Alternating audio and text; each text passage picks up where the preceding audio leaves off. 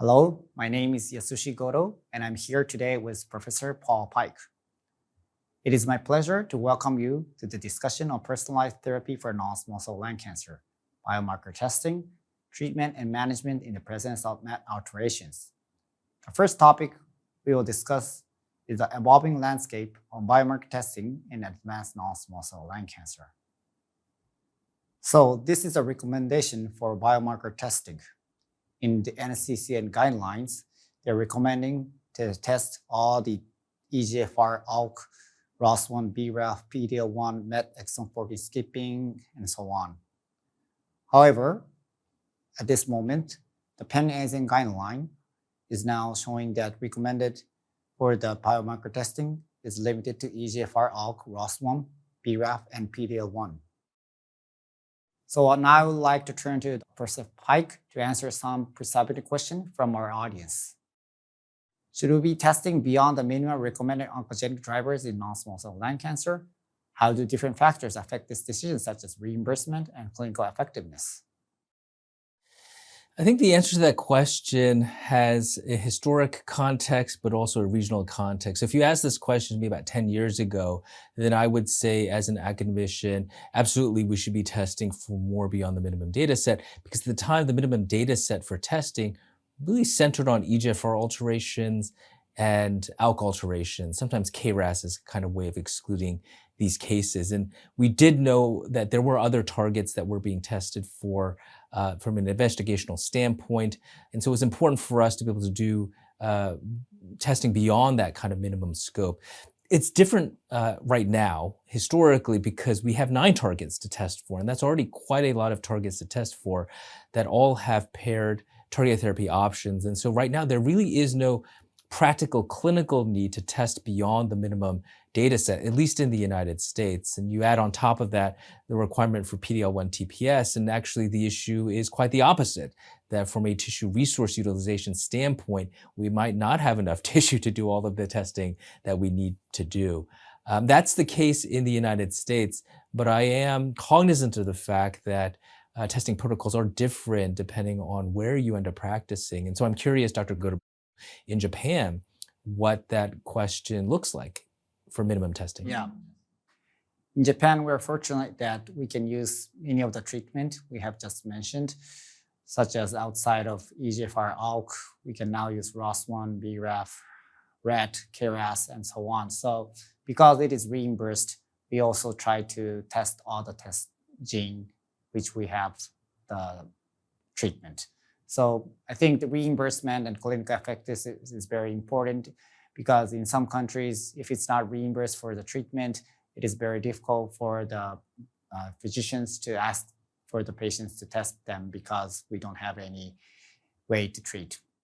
So when is the best to perform the biomarker testing? And is there any preference from the patient's perspective?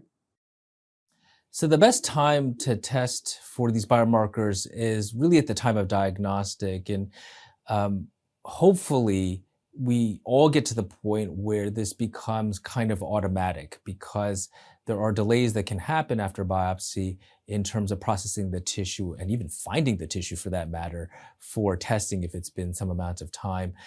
Because we do need these results as soon as possible to really provide up-to-date treatment recommendations for our patients for what the best treatment option is going to be, whether or not that's a targeted option or immunotherapy by itself or chemotherapy paired with immunotherapy. We need all of these test results to come back to really be able to accurately guide a patient down that kind of algorithmic pathway. And so it is as soon as possible.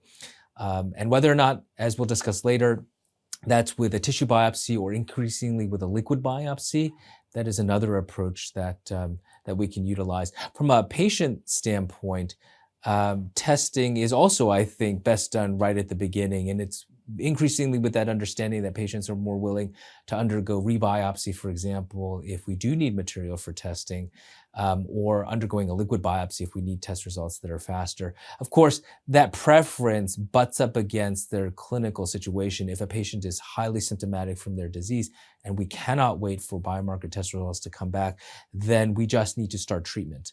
And by and large, that is either going to be chemotherapy or chemotherapy paired with immunotherapy to get to that point where patients do have some additional time for that testing to play out.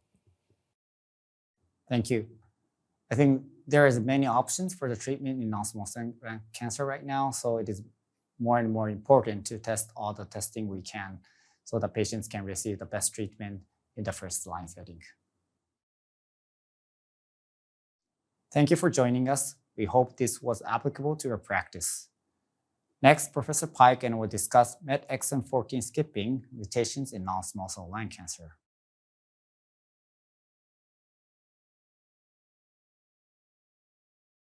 Next, Professor Paik will discuss identifying MET exon 14 skipping mutations in non-small cell lung cancer. This slide is showing the prevalence of oncogene mutations in non-small cell lung cancer. In this slide, the KRAS mutation is 30 to 40%. In Japan or the Asian, I think the EGFR is much higher, such as 40% or so. The MET exon 14 skipping is showing in 1 to 10%. Now I would like to turn to Professor Paik to answer some preservative questions from our audience. What is the best and most efficient testing method for detecting MET exon 14 skipping mutations? How reliable and sensitive is this method? For me, the best testing methodology for finding MET exon 14 skipping gets subsumed under a broader question of what the best testing methodology is to find, as you had mentioned, Dr. Goto, before, all of the different alterations that might be present in a newly diagnosed lung cancer patient that we're not going to know about a priori. And so we do need to find, in as much as it's possible, a single assay that can test for all 9 different alterations. And the platform to do that is a next generation sequencing-based assay, taking a look at DNA alterations. So that remains, I think, the gold standard now for comprehensive molecular testing. Whether or not that's in a tumor biopsy, and we do recommend still a tumor biopsy because there are features there that we do have to understand, things like histology, which still matters, PD-L1, immunohistochemistry expression, that still matters. Whether or not it's through that or through a liquid biopsy, which is increasingly being used, is something that we can debate in terms of relative merits, and really coverage and reimbursement gets folded into that conversation as well. But that's really at the heart of what the best testing methodology for me is for MET exon 14 skipping, because I need to know what alterations there might be even beyond and outside of that.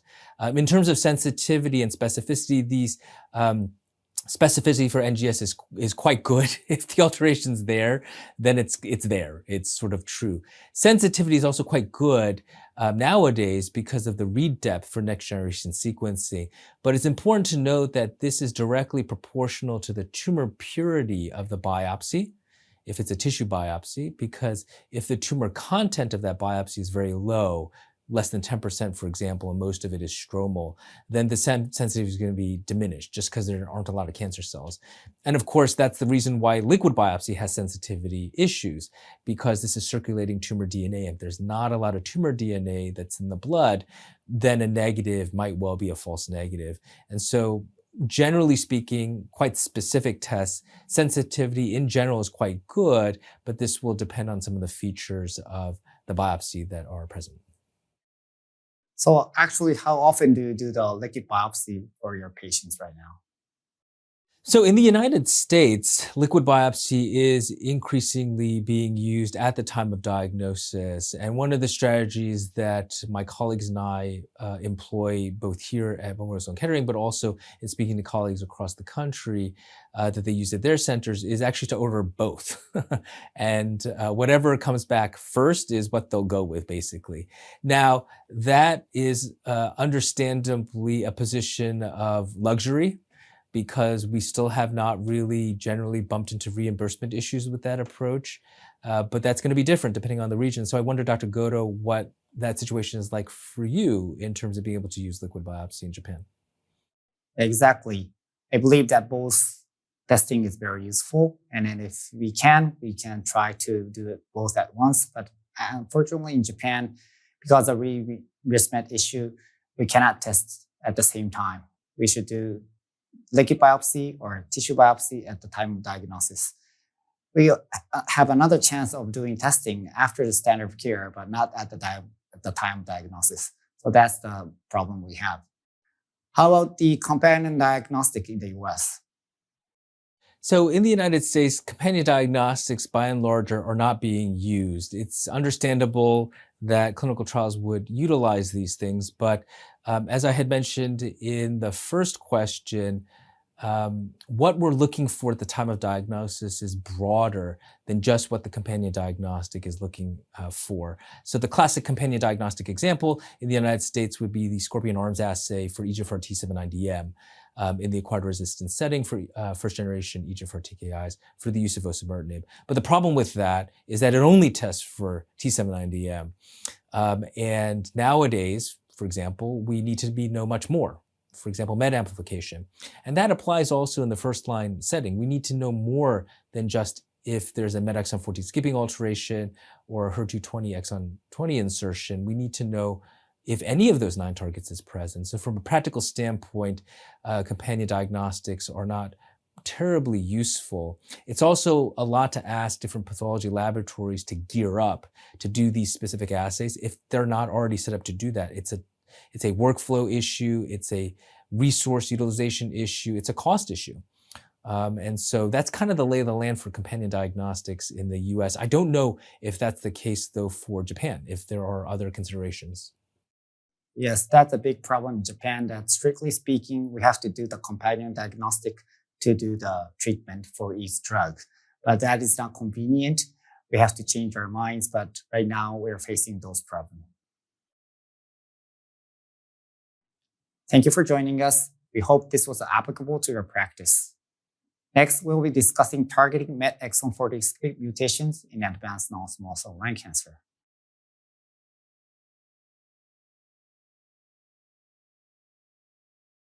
Next, Professor Paik and I will discuss targeting MET exon 40 skipping mutations in advanced non-small cell lung cancer.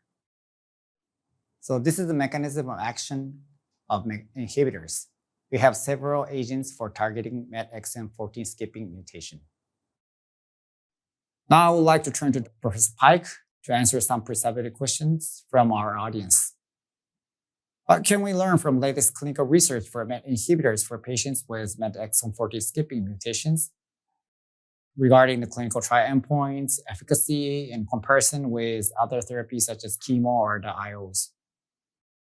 At this point, the pivotal phase 2 trials or phase 1 expansion studies for, I would say, pretty much most selective MET inhibitors has read out at this point. And the major ones to know about would be the geometry study for capmatinib, the vision study for tepotinib, savolitinib, particularly in Asian countries, and the Profile 1001 study for crizotinib. And outside of crizotinib, for me, I tend to look at the data in aggregate for a couple different reasons that I'll get to in a little bit. But the aggregate data do show that irrespective of line of therapy and testing methodology, the overall response rate is about 50%, with a median PFS of 12 months and a median overall survival of about 20 to almost 24 months in this population. And the reason why it's useful to think about the aggregate data is because one of the questions we have to answer is when we should use a selective MET inhibitor when we find a MET exon 14 skipping alteration. There are some drugs where clearly we should use it in the frontline setting, and that would be things like osimertinib for EGFR-mutant lung cancer or alectinib or lorlatinib for ALK-positive lung cancer. The efficacy would just overwhelm the efficacy for chemotherapy or immunotherapy-based approaches. There are some that are different. Sotorasib, for example, for KRAS G12C mutant lung cancer, that is solidly a second-line agent based on those efficacy data. With the data I just mentioned for selective MET inhibitors, this for most of us really is a first-line therapy.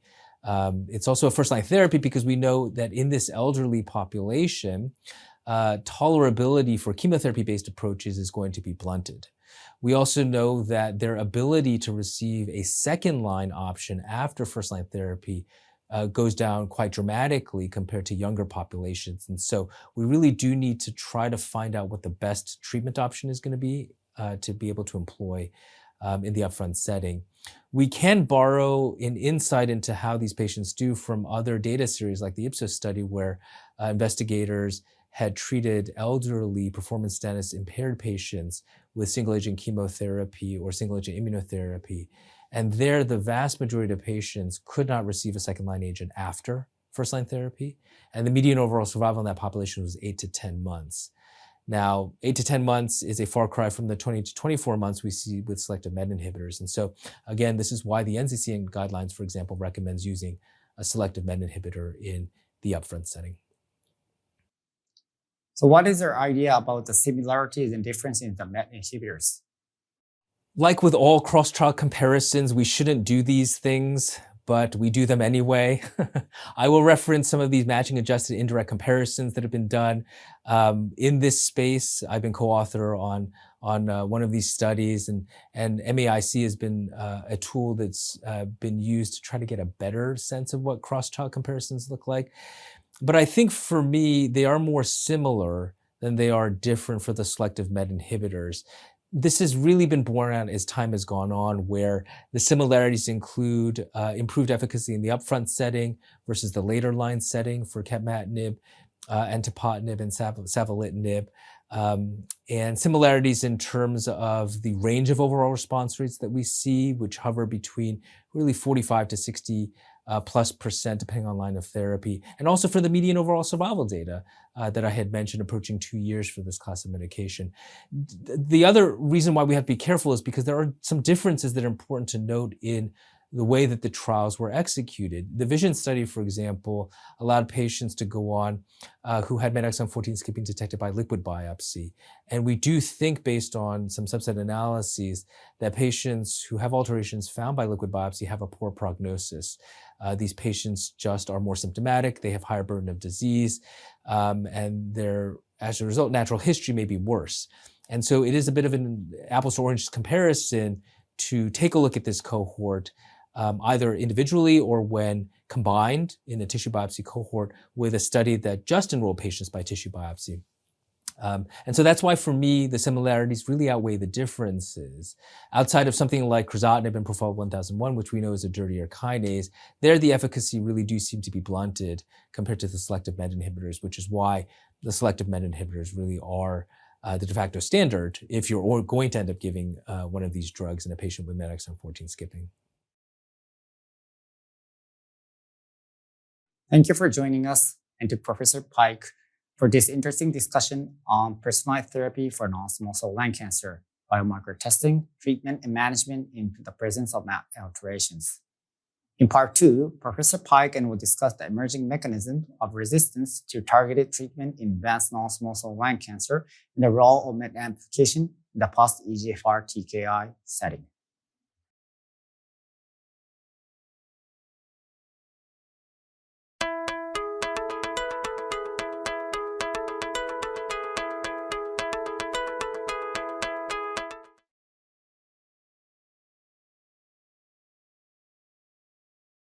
Hello, my name is Yasushi Goto, and I'm here today with Professor Paul Paik. The next topic for discussion will be on the emerging mechanisms of resistance to EGFR TKI therapy in advanced non-small cell lung cancer. So even though about half of the patients is unknown for the resistance mechanism of EGFR TKI, there are many mechanisms for resistance. Now, Professor Paik, let's look at some pre-submitted questions from our audience. So what are the mechanisms or required resistance to the EGFR TKI therapy? So there are quite a number of different resistance mechanisms, some of which are a little bit outdated because of the change that we had quite a number of years ago in terms of what kind of EGFR inhibitor that we use. So many of us are familiar with the story behind erlotinib and gefitinib given in the upfront setting as first-generation EGFR TKIs, where the predominant resistance mechanism in upwards of 50 to 60% of patients was a secondary alteration in EGFR, this T790M mutation. So that profile is quite different now in the era of osimertinib as a third-generation EGFR TKI, where the resistance profile is very heterogeneous, with nothing approaching the high frequency that we saw with EGFR T790M alterations. The alteration that's garnered the most attention is MET amplification, which happens, depending on the series you look at, anywhere between 7 to 30% of patients. And the problem with MET amplification, amplification in general, is that it's not a binary biomarker. It's a continuous variable in terms of the degree of amplification, the degree of gain, and the pattern of amplification as well, clusters of signals, for example. And so that makes trying to figure out the exact frequency a little bit difficult. But because that's something that's easy to test for, and because we do have existing MET inhibitors, that's really been a target of a lot of research interest. C797X alterations as a secondary EGFR alteration are relatively common, about 7 to 10% of cases, and that's been a focus of development, particularly for fourth-generation TKIs, to try to circumvent, and in some cases you can use off-label first-generation TKIs to try to circumvent this as well. And then there are lots of other bypass pathway alterations that happen at pretty low frequencies, things like PI3 kinase alterations, KRAS alterations, HER2 alterations. But these things are very difficult for us to target because we actually don't know in any particular patient, if we find these alterations, whether or not they're biologically relevant. And combinatorial therapy in general is relatively difficult. The sort of one thing that we do have to mention that's not captured by genomic information is histologic transformation, which is still relatively uncommon, but is something that we do definitely see, both small cell lung cancer and squamous cell lung cancer transformation from the original lung adenocarcinoma. And the reason why that's important is, A, you can only detect that by biopsy, and so that's why tumor biopsy is critical for patients in the acquired resistance setting. And then B, sometimes we can circumvent this resistance mechanism by pivoting to traditional cytotoxic chemotherapy, particularly for small cell lung cancer transformation, where these cases can be responsive to platinum etoposide-based therapies. So what is your actual approach to the biomarkers in the TKA refractory setting? Do you test the next generation sequencing and then the HE testing for the transformation, or do you think the other biomarkers are needed? It's an interesting question, and again, a kind of chicken egg question, because if there are other biomarkers that are needed, that really is driven by our biological understanding. And I think the problem is that our biological understanding is still in its relative infancy, though we've been probing this for quite some time.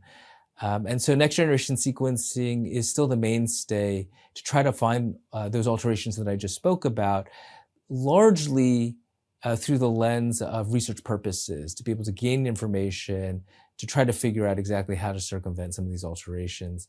As you mentioned, a tissue biopsy is still required for histologic transformation purposes.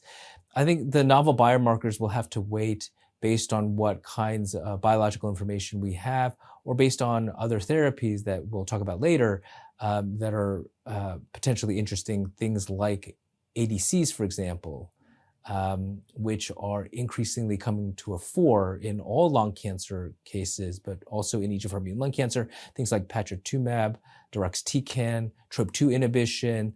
These ADCs are to some extent really begging for relevant biomarkers that may end up being immunohistochemistry based. So from that standpoint, some biomarker development may follow the clinical development of treatments rather than taking a look at the underlying biology and then sort of that direction of development. Thank you. Thank you to the audience for watching.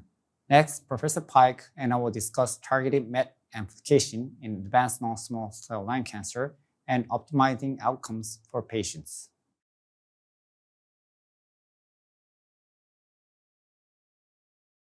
Next, Professor Paik and I will discuss targeted MET amplification in advanced non-small cell lung cancer. So these are the novel targets to overcome EGFR TKI resistance. We have many targets. Now I would like to turn to Professor Paik to answer some pre-submitted questions from our audience. How do MET inhibitors fit into the salvage pathway treatment approach where available options are limited? As I touched on before, MET inhibitors really have the most clinical data behind them in terms of being able to fit into that salvage pathway. And so we are recommending, if you're going to do any kind of acquired resistance testing, that you do look at MET amplification. Because if that's found, while there are no approved therapies in the United States yet to be able to circumvent this, there have been phase 1 and phase 2 studies that have read out, both with first-generation EGFR TKIs as well as third-generation EGFR TKIs that do show fairly good data where a MET inhibitor can be added to an EGFR TKI to engender a response. Response rates tend to hover around 30% if you just take a look at all the different studies with savolitinib, for example, in conjunction with osimertinib and other studies like that. Insight 2 has recently read out in terms of overall response rate data at 50%, giving osimertinib with tepotinib in this MET-amplified population. And so while none of these agents are yet approved to be able to use in conjunction with osimertinib, the data suggests that that strategy is safe. And it is an off-label option because selective MET inhibitors are approved for MET exon 14 skipping non-small cell lung cancer. And so we are recommending that if a trial is not available in your local area, that you do try to use this in an off-label fashion, at least in the United States. I'm unsure as to whether or not this would be an option potentially in Japan, though, what kinds of freedoms you have to be able to do this. Yeah. Unfortunately, in Japan, the off-label use is not allowed. So even if we have diagnosed with the MET amplification for the EGFR TKI resistance, and we still have MET inhibitors for the MET exon 14 skipping, we have no way to prescribe the MET inhibitors for the patients with EGFR TKI. So we're waiting for the new trials data coming out and to be approved in the near future. What kind of clinical data do you believe that is most important for MET inhibitor treatment in the EGFR refractory settings? Of course, the things that we like to look at are overall response rate, and this is with an eye towards patients who are particularly symptomatic because we really do need their cancer to shrink if they're going to end up feeling better. And then, of course, PFS data, how long the therapy ends up working. And as I said before, the overall response rate data are decent for this approach, generally around 30%. Some other newer data suggest upwards of 50%. Some of this may depend on not the properties of the MET inhibitor, but rather the particular context for the patient who has MET amplification detected in the acquired resistance setting. Has there been a delay in treating those patients on trials with MET inhibitors? Was there an intervening period where they received chemotherapy, for example? What is the nature of their progression? Because not all patients in the acquired resistance setting will have profuse and diffuse progression. Many of these patients will have oligometastatic progression, and the natural history for that is quite different than patients who have just overwhelming disease progression. So there are some variables that are there that we'll need to keep in mind in terms of trial analysis, but those are really the endpoints that we like to look at. Interestingly, I think many of us in the field do have some concern that the PFS data may not be something that we can push very far with this strategy. This because MET amplification, we have a feeling, is more of a heterogeneous acquired resistance mechanism. This is not necessarily something that's clonal, at least purely clonal in all sites of disease. There are, we think, differences in terms of clonality. And if that's the case, then there is going to be a hard cap, largely with the time-dependent endpoint, so PFS. And so it'll be interesting to see how the PFS data read out and how that interplay is present with degrees of MET amplification as well. Thank you. I think as the other uncommon mutations such as like MET, we have a good data for the phase 2 response and progression-free survival, but sometimes we're waiting for the phase 3 data or the randomized data. I hope some combination treatment or something will come out to be approved with the phase 2 data because that's more convenient for the patients to be treated. I think what you just mentioned is quite important from a regulatory standpoint because there are plenty of phase 2 data streams that basically show similar efficacy data. And while these are not randomized, trying to conduct a randomized trial in this population, which is fairly uncommon because it's a subset of patients who end up developing acquired resistance through MET amplification is going to be relatively difficult. And there's going to be a fairly sizable time lag between the initiation of a randomized phase 3 trial and when the data reads out. And there are going to be many patients, particularly in Asia, where EGFR mutations are much more common. And that's something we haven't talked about, but it's much more common in Asian countries as a driver of lung cancer. This is a big deficit, and it really is an unmet need. So hopefully some regulatory agencies do end up approving these approaches by phase 2 data alone. I hope so. Thank you to the audience for watching. We hope this was applicable to your practice. Next, Professor Paik and I will discuss optimizing outcomes for patients with MET alterations in advanced non-small cell lung cancer.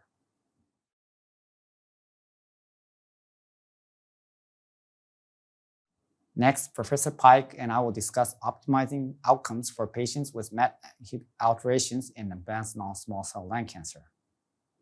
These are the sum of the data of the adverse events associated with MET TKIs. Now, I would like to turn to Professor Paik to answer some perceptive questions from our audience. What adverse events are typically associated with MET inhibitors? Do they differ depending on the setting in which these agents are used? The adverse event profile for MET inhibitors is pretty unique. And the way that I would conceptualize this is that MET inhibitors, for reasons that are not entirely clear, do end up triggering some kind of vascular leak phenomenon. We see this reflected in the very high rates of peripheral edema across all of the different phase 2 studies of selective MET inhibitors. The rates of all grade peripheral edema is in excess of 50%. So usually the number is between 50 to 63%. There is no other class of anti-tumor drug that we use in lung cancer that has such high rates of peripheral edema. In association with this, there seems to be a leak with regards to albumin. Patients can develop hypoalbuminemia. Albumin can go down to as low as the 2s or the 1s, which can exacerbate the peripheral edema issue. And you do see benign pleural effusions that happen in about 10% of patients as a reflection of this vascular leak phenomenon. Again, we don't understand why that's the case. We do understand some of the kinetics behind this. It's important for providers to know that this is not a rapid onset adverse event profile. It takes time, particularly for the peripheral edema to develop. In the VISION study, the median time to onset was 2 months. In the geometry study with capmatinib, the median time to onset was very similar, measured around 2 to 3 months. And the time to resolution is also quite long in terms of dose holds and dose reductions. And so there's something very unusual that's going on that appears to be anatomic, physiologic with this adverse event. That's very important to keep in mind. There are other adverse events that do happen at lower frequency rates, things like transaminitis. Generally, that's not much of an issue, though, in the patients that are treated with selective MET inhibitors. Benign increases in creatinine that have to do with basically the filtering of creatinine. And so you can get a more accurate assessment of GFR by using things like cystatin C, for example. And then much less common is interstitial lung disease or pneumonitis. We see this at very, very low frequency rates of about 1%. I have not yet seen pneumonitis develop in any of my patients treated with a selective MET inhibitor. But like all cancer drugs, in lung cancer patients in particular, we do have to be mindful of the possibility of pneumonitis. Actually, I have experience in one patient with one ILDs, but if the patient has changed to another MET inhibitors, he was doing well for months. He's still doing well. So it's very interesting the mechanism or the reason of the ILDs, which is, I think, the same with the other treatment. So how should we optimize the use of MET inhibitors to elicit the best outcome for our patients with advanced non-small cell lung cancer? Because the development of peripheral edema and its resolution is very unusual and something that we're not used to managing as a result, we do have to be mindful of how that does intersect with efficacy. As I mentioned before, it takes time for peripheral edema in particular to develop, and it takes a very long time for it to go away. And in addition to that, this is a patient population that tends to be elderly. The median age of diagnosis is around 72 to 73. So many of these patients are in their 80s. And as you and I, and as the audience knows, patients who are elderly have their own particular set of circumstances that makes tolerability more difficult. So a grade 1 or grade 2 peripheral edema in the legs for a 40-year-old might be manageable, but for an 85-year-old who already is movement impaired, who might have existing heart disease, this can be quite difficult for them to manage. And so to be able to keep them on a drug that's working is going to be quite important. I can tell you that the edema is more akin to lymphedema than it is to a kind of forward flow CHF picture. And so diuretics generally are not useful. And so I've stopped using diuretics to manage this. It just kind of makes creatinine get worse and dehydrates patients. But it is lymphedema management. It is leg elevations at the end of the day. It is compression stockings. And I think most important anecdotally in these studies, we found that dose holds are quite important. That holding for 1, 2, 3, sometimes 4 weeks in order to allow the peripheral edema to resolve is going to be necessary, and then resuming drug at a dose reduction. And there are quite a number of my patients where this kind of punctuated treatment is necessary in order to keep them on the MET inhibitor in a way that's tolerable. And anecdotally, this doesn't seem to impair efficacy in those patients who are already responding. I'm curious though, Dr. Goto, it does sound like you've treated a few patients at least with MET inhibitors with MET exon 14 skipping alterations. I'm curious as to what your experience is in Japan with things like peripheral edema management. I think the difficulty is exactly the same. I first tried the diuretics, but I never used recently because it's not so useful for the patients. One of the ways, as you have mentioned, stop the dose and then restart after it improves a little bit. But as you said, it takes a long time to be improved. So it's very difficult for us to manage the peripheral edema compared to the other agents. One of the idea I'm asking for the patients is try to walk around so that I think those may improve or they feel better for the peripheral edema when they just walk around or do the activities as they did previously. So that's one of my idea, but generally it's difficult, but I believe that it's very important for the patients to continue the treatment with the management of the peripheral edema. Thank you to the audience for watching. Thank you to Professor Paik for joining me for a discussion on personalized therapy for non-small cell lung cancer, biomarker testing, treatment and management in the presence of MET alterations.